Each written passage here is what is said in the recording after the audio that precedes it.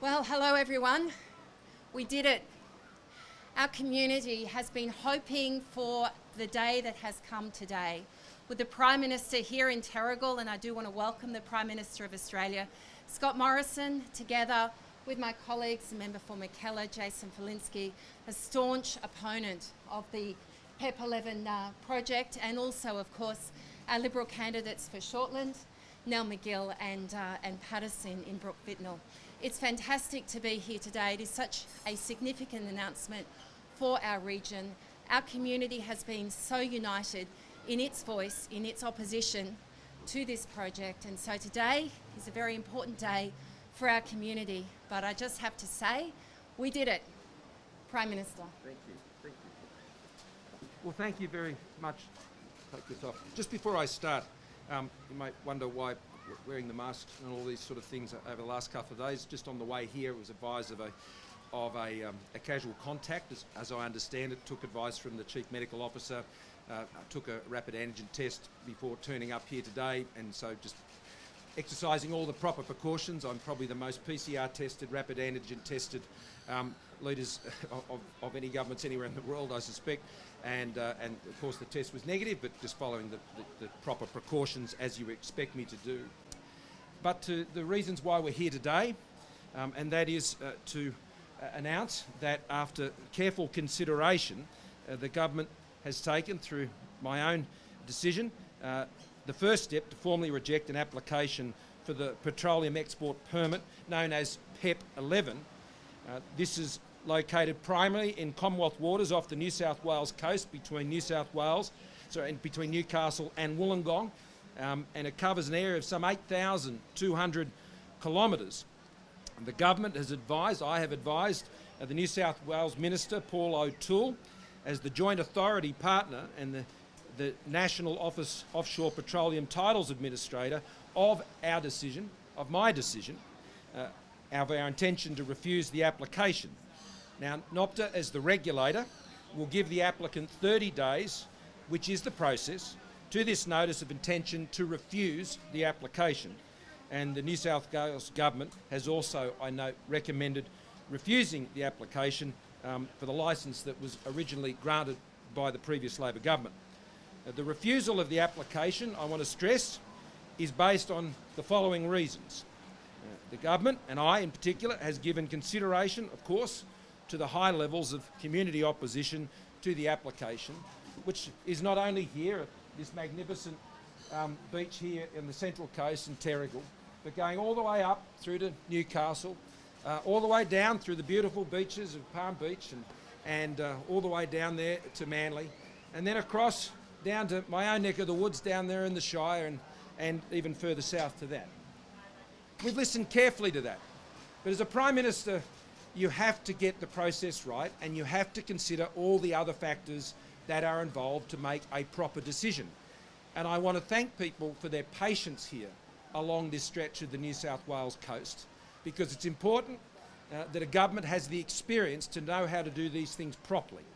And in addition to those issues, of course, I can advise that the government is not satisfied that the applicant is able to raise sufficient funding required to progress the work program in a timely manner and in the time frame of the permit conditions.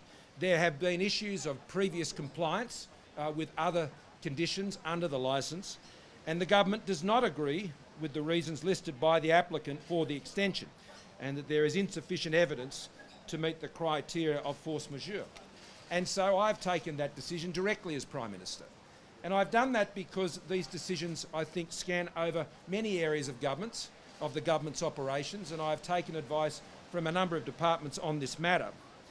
I want to be very clear, though, that while we've taken what I think is a very sensible, a very balanced and well-considered decision here in relation to this particular application, we also believe, as a government, that the gas industry has an important role to play right across the country in supporting our pathway to net zero emissions, and to also keep electricity prices down and keep jobs in place with reliable, affordable energy, which is so critical to jobs all the way up this coast, and particularly in the Newcastle and the Hunter region in particular.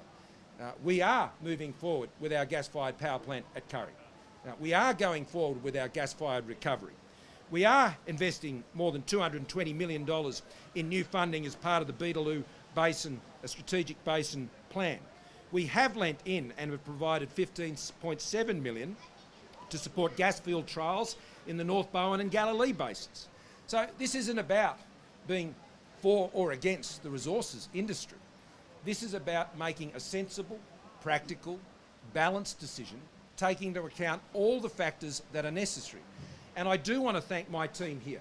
And they're all represented here, and I extend that to also Trent Zimmerman as the member for North Sydney, and Dave Sharma, who's the member for Wentworth, who represents many of the beaches that I grew up on.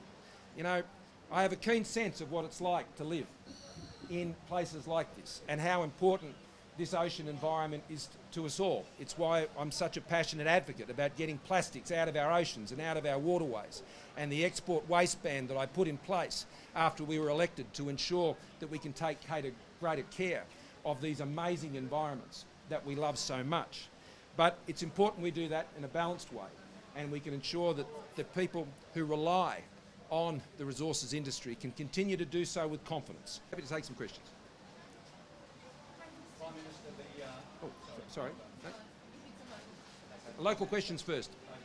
Prime Minister, the process we called NOPTA this morning, and they say that the process hasn't gone to the Joint Authority as yet. When will that actually go to the Joint Authority, and when will that 30 days for the proponents start? Well, that is imminent. I mean, I signed off the letter in the last couple of days, and that has gone to Paul O'Toole. It's also gone through to the agency, and they will start that process imminently, and I would expect that to be completed certainly by the end of January, and I would hope well before then. You always said with regards to PEP-11 that the ultimate decision was with the Resources Minister, Keith Gibb. It's taken a long time to get to today. What's been the main sticking point, and does he support this decision? Yeah, it's the decision of the government, and I decided to take the decision as the Prime Minister, which I'm authorised to do. And I did this because I wanted to ensure that we took a whole of government understanding of this decision and to take into account all of the factors, and that's why I thank all of those who felt so strongly about this issue for their patience. And it was important that I methodically work through the proper process to make the ultimate decision and take all the necessary advice that I had to take and then form a decision. And so I appreciate that has required patience, and I made comments about this, and those comments are exactly as I felt about this situation. But Prime Ministers have to do more than that. Prime Ministers who are experienced in these roles need to ensure that they follow those processes, which I have done. And so here we are today. You've got to take the time to get it right, and I was ensuring that we did that. And I wanted to send a very clear message to people right along this coast about the priority I put on these decisions and getting the balance right on these decisions as Prime Minister. And as Jason has just rightly said, it has been our members and our candidates, at the end of the day, working on behalf of their communities. That's how you get things done. You know, people can shout out the clouds all they like, and they can show pony all they like, but the hard work of government is done in the government, not outside it.